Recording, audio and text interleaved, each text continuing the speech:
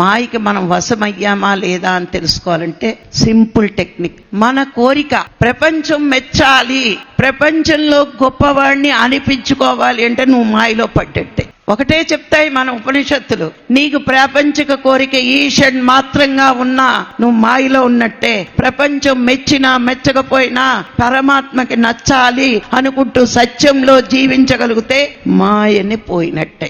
మాయకి వశమయ్యావా? మనకంటే బద్ధకస్తులేమో. ఎందుకు బద్ధకస్తులు అన్నానో తెలుసా అండి? పని చేయకుండా పేరు కోసం ఎదురు చూస్తాం. వీళ్ళు మహాబద్ధకస్తులు, పని చెయ్యరు, నాకు పేరు రావాలి. ఎక్కడి నుంచి వస్తుంది? కృషి చేస్తేనే నువ్వు ఋషిగా ఎదుగుతావు. నువ్వు ఋషి అవ్వాలంటే కృషి ఉండాలి. ఏ పని చెయ్యకుండా పరమాత్మకి నచ్చవు నువ్వు. ఆ అమ్మాయికి వశమవుతాం, పైకి మాత్రం టిప్ టాప్ గా ఉంటాం, లోన మాత్రం తమో గుణం చంపేస్తుంది. కోరిక ఉంది అంటే నీకు రజోగుణం తమో గుణం 2 గుణాల్లో ఉన్నట్టే. ఆ మాయకి వశమవకుండా దాటేవా చాలా గొప్పవాడు అవుతావు. మీరు ఏ పనైనా పోస్ట్ పోన్ చేశారంటే మాయ వచ్చేసినట్టే. మహాభారతంలో చిన్న ఉదాహరణ, భారత యుద్ధం 10 రోజులు అయ్యింది. భీష్ముడు ఎవరిని గట్టిగా చంపట్లేదు అని దుర్యోధనుడికి అనుమానం వచ్చింది. భీష్మ పితామహ ఉంటే మేము ఖచ్చితంగా నెగ్గేస్తాం అనుకున్నాము, కానీ తాతగారేంటి సరి అయిన యుద్ధం చెయ్యట్లేదు అని దుర్యోధనుడు సర్రమని కోపం వచ్చి తాతగారిని తిట్టేసేట్టు.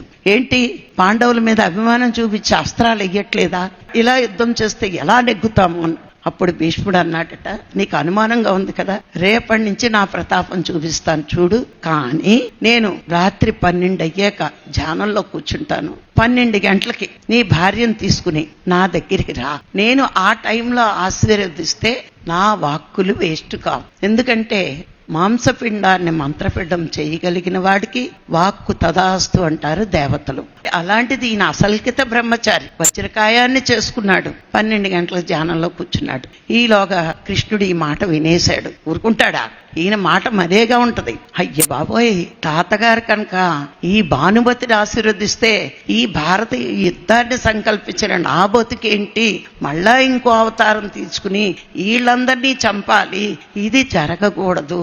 మరి భగవంతుడి చేతిలో మాయ ఉంటుంది కదా, మాయ చేతిలో మానవుడు ఉంటాడు. మరి భగవంతుడికి సాధ్యం కానిది ఉందా? సరిగ్గా 12 గంటలయింది, మాయను వదిలేడు భానుమతి మీదకి, దుర్యోధనుడు భార్య మీద. దుర్యోధనుడు వచ్చి పదే తాతగారి దగ్గరికి వెళ్దాం ఆశీర్వదిస్తాడు అని. ఉండండి, నిద్ర వస్తుంది, ఆశీర్వదించడమే కదా, రేపు పొద్దున వెళ్దాం లేదు. ఆవిడకి మాయను పంపాడు, ద్రౌపదిని తీసుకుని ఈయన వెళ్ళిపోయాడు తాతగారి దగ్గరికి. చక్కగా కాళ్ళ మీద పడ్డాడు. ఆడవాళ్ళ చేతులు తెలిసే కదా. ఆయన అనుకున్నాడు భానుమతి వచ్చింది అనుకున్నాడు. దీర్ఘ సుమంగళి బావా అన్నాడు ఆయన. అయిపోయింది భారత యుద్ధం అక్కడే.